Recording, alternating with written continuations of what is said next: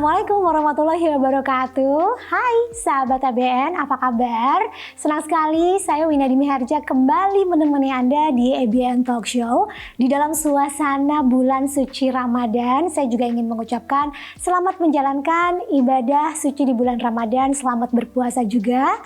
Nah, di bulan puasa ini tentunya kita dan juga Anda sahabat ABN ingin sekali mempunyai kondisi fit dan juga prima agar ketika menjalankan ibadah puasa itu tidak ada gangguan, terutama mungkin gangguan yang disebabkan dari kesehatan mulut dan juga gigi. Kebayang ya, ketika kita sedang menjalankan ibadah puasa terus juga mungkin sakit gigi, itu kayaknya akan sangat mengganggu. Nah, untuk itu di edisi ABN Talk Show kali ini saya sudah kedatangan tamu spesial kita hari ini yang akan membahas kesehatan mulut dan gigi agar puasa kita di bulan Ramadan ini lancar. Nah, oleh karena itu di sebelah saya sudah hadir dan langsung saja kita sapa Dokter Gigi Hernika SPKG. Halo dokter, apa kabar? Halo Mbak Wina, baik. Baik ya, ibadah puasa lancar? Alhamdulillah. Alhamdulillah ya.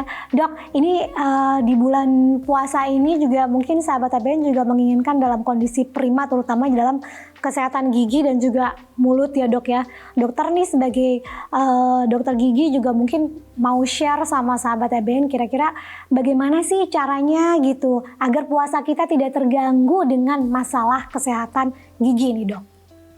Iya betul Mbak Wina. Jadi di bulan puasa ini rata-rata orang akan mengalami permasalahan yang namanya bau mulut. Nah itu dia nih dok. Gimana caranya selama kita menjalankan ibadah puasa kita tidak menghadapi masalah bau mulut sehingga kita tetap percaya diri dalam berkomunikasi dengan orang sekitar dan lain-lain. Nah kita nanti akan sedikit sharing, saya akan sedikit sharing buat sahabat ABN di sini bagaimana sih cara menjaga kesehatan gigi dan mulut serta tips-tips yang perlu dilakukan agar ibadah puasa kita lancar dan kita tetap bisa aktif berkomunikasi dengan orang lain. Oke. Nah mungkin untuk tips yang pertama gitu ya dok ya, harus apa nih? Apakah ada persiapan yang harus dilakukan sebelum kita bertemu dengan bulan Ramadan? Mungkin sebaiknya harus ngapain dulu sih dok? Memang baiknya 1-2 minggu sebelum ibadah puasa periksakan gigi Anda ke dokter gigi. Nah, di situ selain kita nanti akan mendapatkan pengecekan dan pembersihan secara keseluruhan, juga itu merupakan waktu yang tepat untuk kita melakukan tindakan-tindakan medis apabila diperlukan. Ya, contohnya seperti menambal gigi yang berlubang, atau membersihkan karang gigi, atau mencabut gigi yang memang sudah tidak bisa dipertahankan, seperti itu. Nah, sebenarnya untuk pemeriksaan kesehatan gigi itu sebenarnya memang harus dilakukan secara rutin ya dok ya. Bahkan mungkin tidak menjelang bulan Ramadan pun kita harus berapa bulan sekali sih dok kita untuk mengecek kesehatan gigi dan mulut kita ke dokter gigi sebaiknya? Nah, sebetulnya memang bukan hanya sekedar puasa ya, untuk sehari-hari pun harusnya kita rutin kontrol ke dokter gigi itu minimal 6 bulan sekali. Oh 6 bulan sekali. Nah lo sahabat ABN, kapan terakhir Anda mengecek kesehatan gigi ke dokter gigi? Saya juga kayak udah kelewat nih dok, kayaknya mungkin udah setahun yang lalu. Ini berarti harus dicek lagi ya dok ya. Nah kalau untuk pemeriksaan gigi rutin yang disarankan setelah 6 bulan sekali, itu biasanya apa saja sih dok yang dilakukan gitu?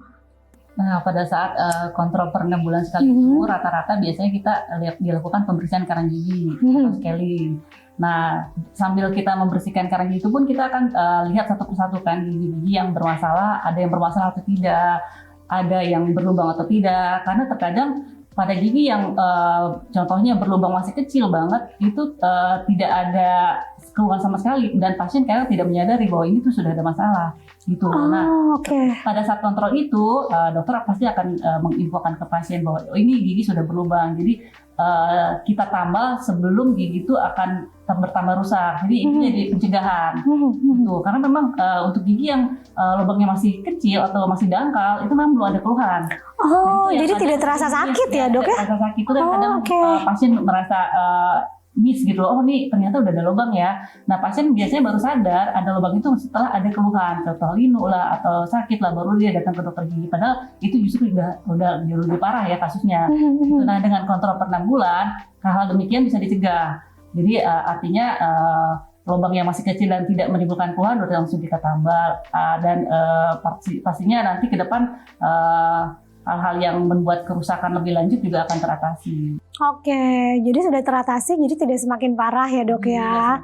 Nah dok, ketika kita berpuasa ya dok ya, karena 14 jam itu kita tidak makan, tidak minum. Kadang yang mengganggu itu adalah bau nafas tidak sedap ketika kita berpuasa gitu. Nah itu kira-kira disebabkannya karena apa sih dok gitu?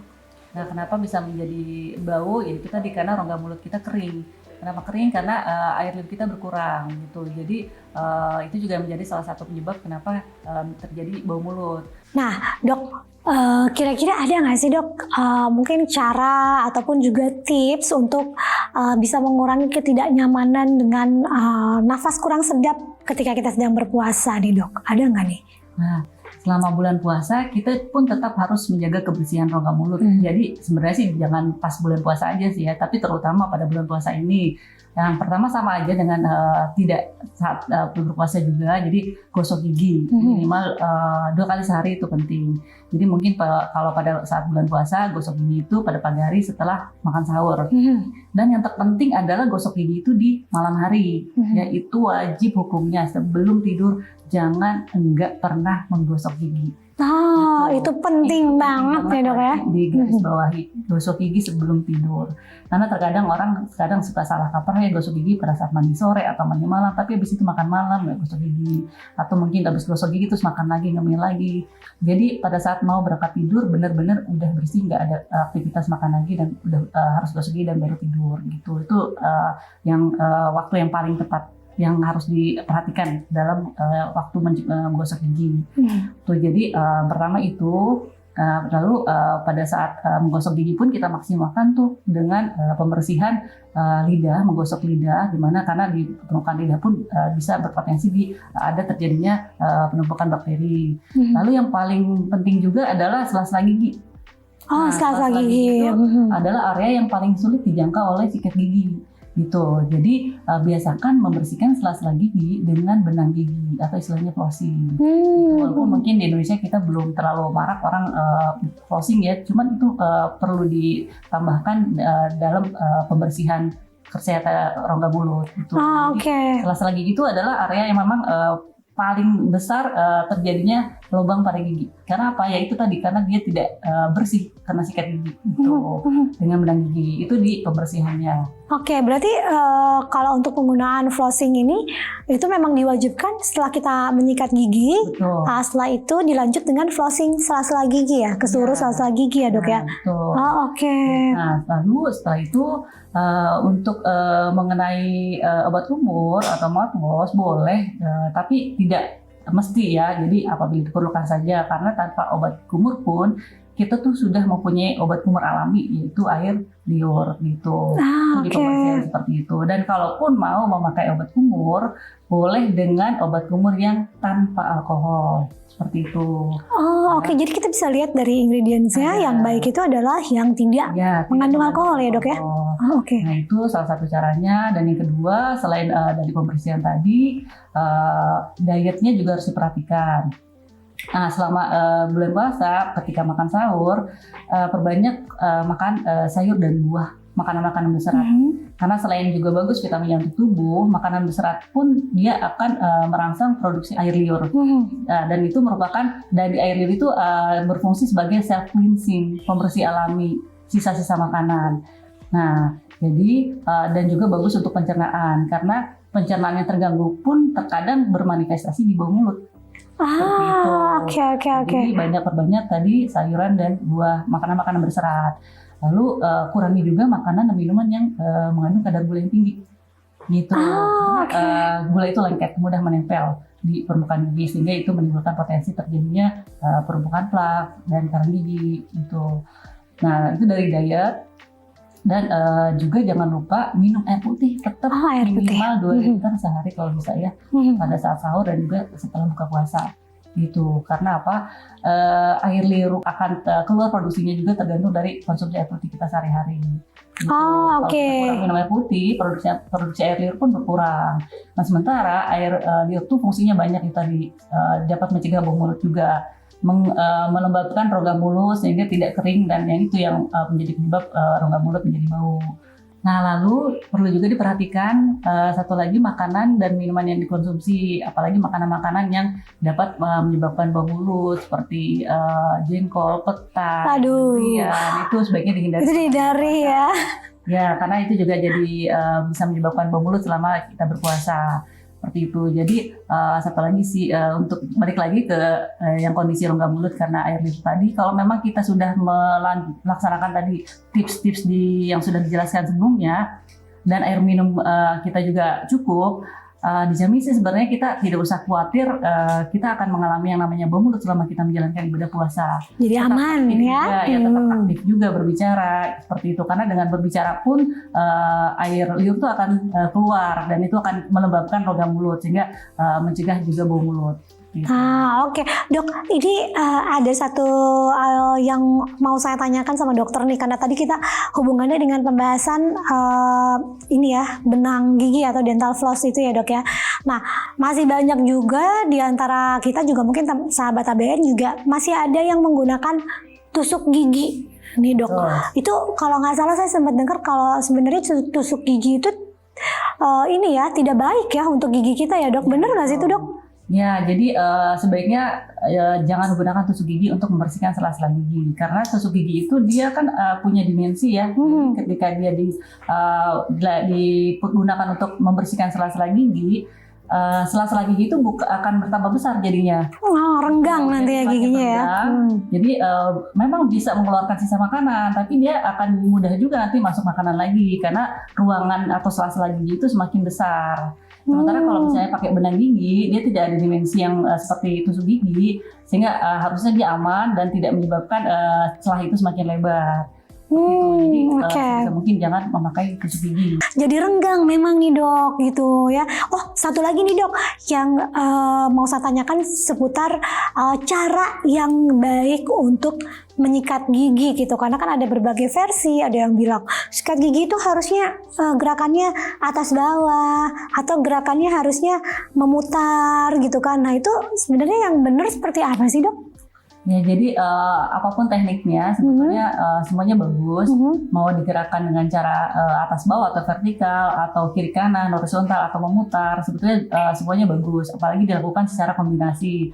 Asalkan dilakukan dengan waktu yang tepat tadi. Itu tadi yang sudah kita bahas, bahwa terutama malam hari sebelum tidur itu harus kita menggosok gigi, itu aja. Jadi tekniknya mau pakai apapun nggak masalah. Nah oke, jadi tidak masalah ya sahabat ABN ya, yang penting konsisten gitu kan di waktu-waktu yang tepat, dan pasti sebelum tidur kita harus menyikat gigi, dan mungkin juga jangan terlalu keras juga kali ya dok ya, bisa melukai gusi ya dok ya. Jadi satu lagi untuk tambahan, bahwa dalam menyikat gigi tekanan dalam menyikat gigi itu jangan terlalu keras. Tapi orang kan cenderung keras supaya bersih. Gitu kan. Kalau belum keras kayaknya belum bersih. Cuman semakin kita keras itu malah nanti akan merusak jaringan gusi di sekitarnya gitu. Jadi dengan tekanan ringan pun sebenarnya plak gigi itu akan hilang gitu. Oke. Jadi tidak usah pakai tenaga ekstra gitu, jangan ya dok ya. Dan pilihlah bulu sikat gigi yang paling lembut ya, yang soft. Yang soft ya. Oke. Jadi tidak melukai gusi kita nih. Nah, sahabat ABN mungkin di saat bulan puasa ini ternyata ada sesuatu yang harus ini ya diperiksa ke dokter gigi gitu. Wah ini kayaknya urgent nih, harus ke dokter gigi gitu. Tapi sedang berpuasa. Nah untuk treatment di dokter gigi yang masih aman dilakukan ketika kita sedang berpuasa itu apa saja sih dok? Sebetulnya rata-rata semua treatment dapat dilakukan walaupun kita sedang berpuasa. Jangan khawatir ada air yang tertelan dan sebagainya, karena sekarang teknologi udah canggih ya di kedokteran gigi. Jadi ketika ada air kita bisa suction gitu. Dan seperti tindakan-tindakan lainnya seperti menambal gigi, membersihkan karang gigi, atau untuk yang seperti pemakaian kawat gigi dan lain-lain, itu bisa dilakukan. gitu. Jadi nggak usah khawatir selama bulan puasa tidak bisa ke dokter gigi, tetap bisa melakukan tindakan gigi. Oh tetap ya, jadi tidak usah khawatir. Yang penting juga mungkin, yang penting niatnya juga ya dok ya. Karena kalau misalnya di suction kan sebenarnya tidak akan ada cairan yang tertelan. Mungkin akan ada rasa kurang tidak nyaman gitu ya ketika ke dokter gigi. Tapi aman ya dilakukan ketika sedang kita berpuasa ya dok ya. Nah untuk Anda juga sekarang yang mulai tergerak hatinya, oke deh mau lebih menjaga kesehatan gigi, pengen konsul juga sama dokter Hernika juga gitu. Dokter boleh kasih tahu nih sahabat ABN kalau mau konsul dokter kliniknya ada di mana sih dok? Untuk sahabat ABN yang mungkin ingin memeriksakan giginya, boleh datang ke Safir Dental Clinic di Office 88 Kota Kasablanca.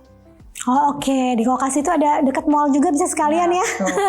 Sekalian gitu mungkin habis kita konsul, habis cek kesehatan gigi gitu kan, boleh sekalian langsung jalan-jalan ya dok ya. Dok, terima kasih atas waktunya loh dok ya, sudah diganggu di saat lagi menjalankan ibadah puasa, masih menyempatkan diri untuk datang ke ABN Talk Show. Terima kasih sekali ya dok ya.